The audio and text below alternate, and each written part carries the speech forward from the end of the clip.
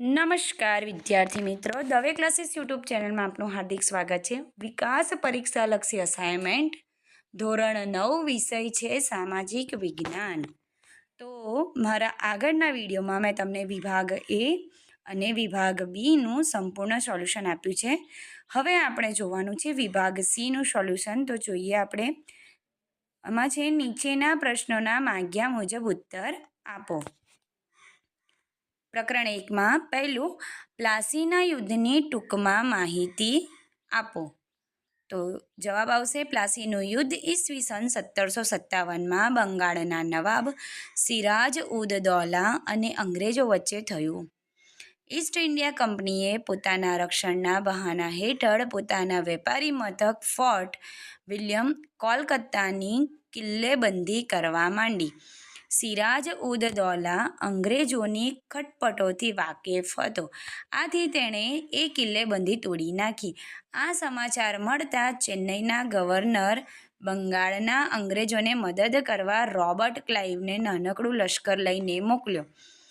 અંગ્રેજો સીધી લડાઈમાં નવાબ સિરાજ ઉદ દૌલાને હરાવી શકે તેમ નહોતા, તેથી તેમણે સિરાજ ઉદ દૌલાને હરાવવા કાવતરું ઘડ્યું. રોબર્ટ ક્લાઇવે 5 નવાબના સેનાપતિ મીર જાફરને બંગાળનો નવાબ બનાવવાની લાલચ આપી, તેમજ નવાબના બીજા વિરોધીઓને પણ લાલચો આપી પોતાના પક્ષમાં લીધા. અમીચંદે 30 લાખ રૂપિયા આપવાનું કબૂલી અંગ્રેજોને મદદ કરી. ત્યાર પછી રોબર્ટ ક્લાઇવે બંગાળનો નવાબ અંગ્રેજોને કનડગત કરે છે એવું બહાનું કાઢી તેની સામે ઈસવીસન 1757માં યુદ્ધ જાહેર કર્યું. પ્લાસીના મેદાનમાં સિરાજ ઉદ દૌલા અને અંગ્રેજો વચ્ચે થયેલા યુદ્ધમાં અંગ્રેજોની જીત થઈ. મીર જાફરને બંગાળનો નવાબ બનાવવામાં આવ્યો. તેના બદલામાં મીર જાફરે અંગ્રેજોને બંગાળની 24 પરગણાની જાગીર આપી. આમ ભારતમાં અંગ્રેજ સત્તાનો પ્રારંભ થયો. પ્રશ્ન 2, ડેલહાઉસી સામ્રાજ્યવાદી હોવા છતાં સુધારાવાદી હતો, કારણ આપો. તો જવાબ આવશે ડેલહાઉસીએ ભારતમાં રેલવેની શરૂઆત કરી. તેના સમયમાં ઈસવીસન 1853માં ભારતમાં મુંબઈથી થાણા સુધીનો પ્રથમ રેલ માર્ગ શરૂ થયો. તેણે ભારતમાં આધુનિક ટપાલ પદ્ધતિ શરૂ કરી. તેના સમયમાં ઇંગ્લેન્ડ અને ભારત વચ્ચે તાર વ્યવહાર શરૂ થયો. ભારતમાં અંગ્રેજી કેળવણીની વ્યવસ્થા કરી. તેણે બાળ લગ્ન પર પ્રતિબંધ મૂકતો અને વિધવા પુનર્લગ્નને છૂટ આપતો કાયદો પસાર કર્યો. તેણે જાહેર બાંધકામ ખાતાની શરૂઆત કરી. તેણે કંપની સરકારના વહીવટમાં પણ ઘણા સુધારા કર્યા. ડેલહાઉસીએ કરેલા ઉપર્યુક્ત સુધારાઓ પરથી એમ કહી શકાય કે ડેલહાઉસી સામ્રાજ્યવાદી હોવા છતાં સુધારાવાદી હતો. ત્રીજું, વેલેસ્લીની સહાયકારી યોજનાની મુખ્ય શરતો કઈ કઈ હતી? તો જવાબ આવશે આ યોજના સ્વીકારનાર રાજાને અંગ્રેજ સરકારનું તાલીમ પામેલું અંગ્રેજ સૈન્ય અપાશે, જે આંતરિક અને બાહ્ય આક્રમણથી રાજ્યનું રક્ષણ કરશે. તેના બદલામાં રાજા લશ્કરી ખર્ચ આપશે અથવા ખર્ચ પેટે પોતાની કેટલીક ઉપજનો પ્રદેશ અંગ્રેજોને આપવો. તે રાજા અંગ્રેજ સરકારની મંજૂરી વિના કોઈ રાજ્ય સાથે યુદ્ધ કે સંધિ કરી શકશે નહીં. તેણે સહાયકારી યોજનાના અમલ માટે રાજ્ય દરબારમાં એક અંગ્રેજ પ્રતિનિધિ રેસિડેન્સ રાખવો પડશે. તે અંગ્રેજો સિવાય બીજા કોઈ પરદેશીઓને નોકરીમાં રાખી શકશે નહીં. પ્રશ્ન 4, યુરોપિયન પ્રજાને ભારત આવવાનો જળમાર્ગ શોધવાની ફરજ પડી. આ વિધાન સમજાવો. પ્રાચીન કાળથી પશ્ચિમના દેશો અને ભારત વચ્ચે મોટા પાયા પર વેપાર ધંધો ચાલતો હતો. એ સમયે યુરોપના બજારોમાં ભારતના મરી મસાલા, તેજાના મલમલ, રેશમી કાપડ, ગળી તેમજ અન્ય કિંમતી ચીજ વસ્તુઓની ભારે માંગ રહેતી. પશ્ચિમ અને પૂર્વના દેશો વચ્ચેનો વેપાર ઈરાની અખાત અને રાતા સમુદ્રના જળમાર્ગે તેમજ મધ્ય એશિયાના જમીન માર્ગે ચાલતો. આ માર્ગમાં તુર્કસ્તાનમાં આવેલું કોન્સ્ટેન્ટિનોપલ વેપારનું મુખ્ય મથક હતું. ઈસવીસન 1453માં તુર્ક મુસ્લિમોએ કોન્સ્ટેન્ટિનોપલ જીતી લીધું. પરિણામે યુરોપના દેશો અને ભારત વચ્ચે વેપારનો માર્ગ બંધ થયો. યુરોપિયન પ્રજાને ભારતના મરી મસાલા વગર ચાલે તેમ ન હતું, તેથી તેમને ભારત આવવાનો નવો જળમાર્ગ શોધવાની ફરજ પડી. પ્રશ્ન 5. ગવર્નર જનરલ ડેલહાઉસીએ અંગ્રેજ સત્તાનો વિસ્તાર શી રીતે કર્યો? તો જવાબ આવશે, તેણે શીખોને હરાવી પંજાબ ખાલસા કર્યું. તેણે મ્યાનમાર એટલે કે બર્માના રાજાને હરાવીને રંગૂર સહિતનો પેગુ પ્રાંત ખાલસા કર્યો.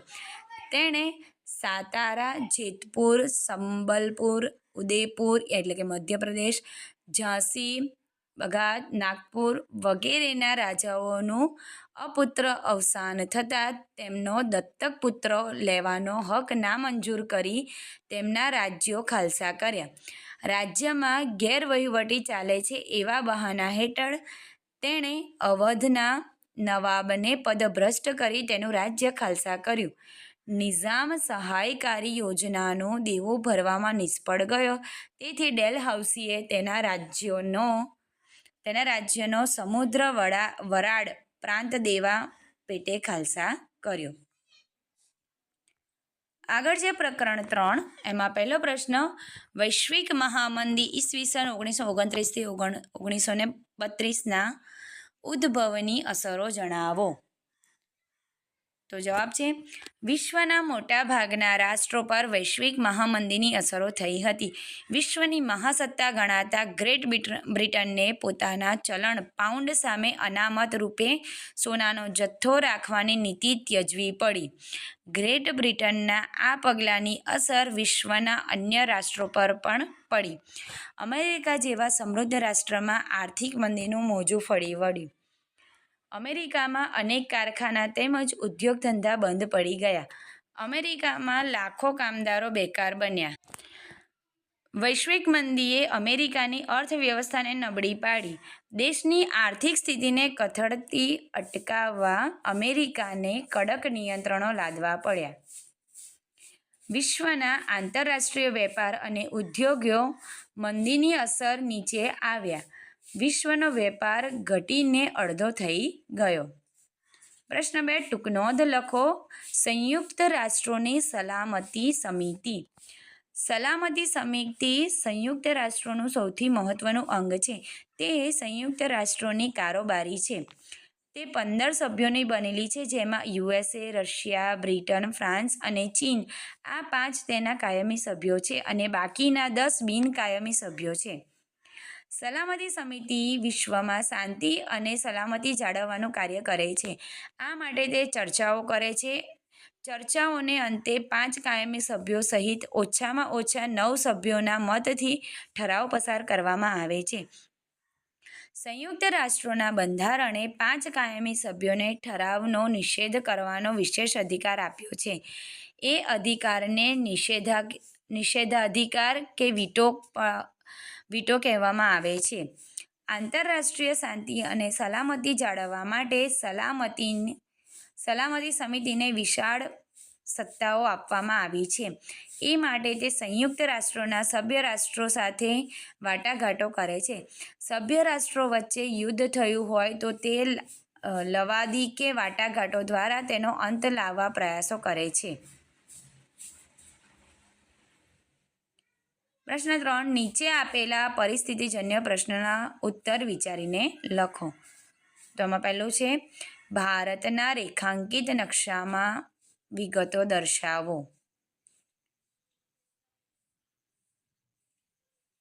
અહીંયા છે પ્રકરણ 3માં આપેલું છે કે ટાપુઓ અને મહાસાગરો, અને એમાં આપેલા છે લક્ષદ્વીપ, નિકોબાર, કરવતી, પોર્ટ બ્લેર, અંદમાન ટાપુઓ, બંગાળાની ખાડી, અરબ સાગર અને હિન્દ મહાસાગર.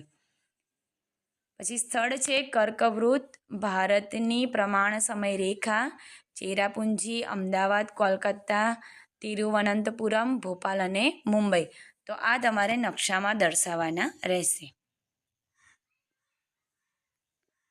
પ્રકરણ 15માં છે નદીઓ. તો એ નદીઓ તમારે દર્શાવવાની રહેશે. એમાં છે કૃષ્ણા નદી, મહી નદી, નર્મદા નદી, કાવેરી નદી, મહાનદી અને મહી નદી છે. અને છે છઠ્ઠું તાપી નદી. તો આ હતું તમારા વિભાગ સીનું સંપૂર્ણ સોલ્યુશન. તો વિડીયો પસંદ આવે તો વિડીયોને લાઇક કરો, ચેનલને સબસ્ક્રાઈબ કરો અને વિડીયોને તમારા મિત્રો સાથે શેર કરો. Thank you.